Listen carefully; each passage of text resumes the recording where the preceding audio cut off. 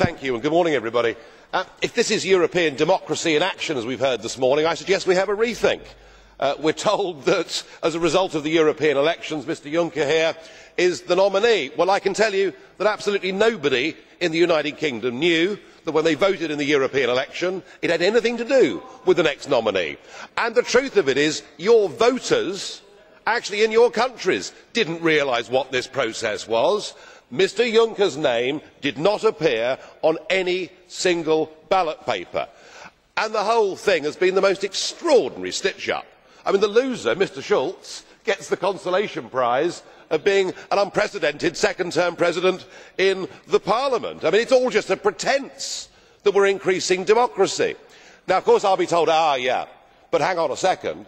The European Parliament, the elected bit of the European institution, did actually have a say and did decide whether Mr Juncker was to become Commission President or not. Well, let's just have a think about the process we are about to engage in. We have all got to be asked to vote, and we have got one candidate to vote for.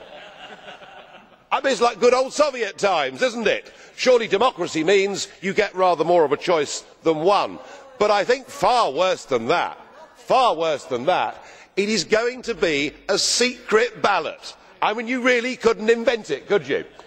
Hard on the heels of a European election, our voters are not going to know how any of us have voted. And I would say to you, Mr Schulz, as President of the Parliament shouldn't vote in secret. The whole point of being publicly elected representatives is we should be held accountable for our actions to our own voters, and to be asked to vote in secret, I think it's a huge insult to voters to ask us to vote in secret.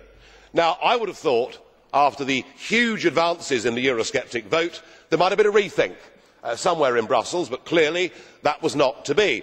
Mr Cameron had a brief go and tried to oppose your candidacy, but he was busy succeeding with reshuffles in Britain, but failing with reshuffles here. And Mrs Merkel, of course, crushed him, because what the German Chancellor says goes in the modern Europe. So what of our nominee? Well, on the plus side, Mr Juncker, you are a sociable cove with a very much better sense of humour than most people I have met in Brussels. And there is no question that you are a political operator, and you have even managed to, over the last couple of weeks, as you have gone round the political groups, change the mood music a bit. You have said that you do not believe in the United States of Europe. You do not believe in a common European identity. But I have to say I did not believe a word of it. And today you have proven that actually you are stuck back with the ideas of the old Europe. You talked about Monsieur Delors being a hero of yours. Well, I can understand that from your perspective. But you also talked about Mr Mitterrand and Mr Kohl as being heroes of yours. I would have thought a wartime collaborator and somebody who left German politics under a huge cloud of a massive party funding scandal should not be the kind of people that we should stand up as great models of virtue in modern Europe today. You talked about the need for a common foreign policy and security policy. You talked about the need for a common energy policy. I mean, what is clear is you are going to carry on with the process of the centralisation of powers, which is not surprising, because for 20 years you have been a key player in this whole process, which frankly has treated democracy with deliberate contempt. I think the best example is your quote about the French referendum on the Constitution, where you said, if it is a yes, we will say on we go, and if it is a no, we will say we continue. How's that? How's that for belief in democracy? And your dedication to the project is, well, it's unchallengeable. I mean, you've said before that when it becomes serious, you have to lie. So in many ways, I suppose you are the perfect candidate for a lot of people in this House, and I have no doubt that you will get the nomination.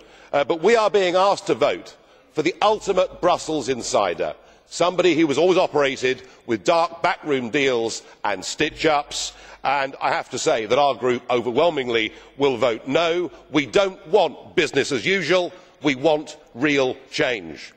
And you said at the end of your speech, this is not the time for a revolution. I put it to you, there has already been a revolution. There has effectively been a coup d'état on nation state democracies without people realising. without people realising what was being done to them.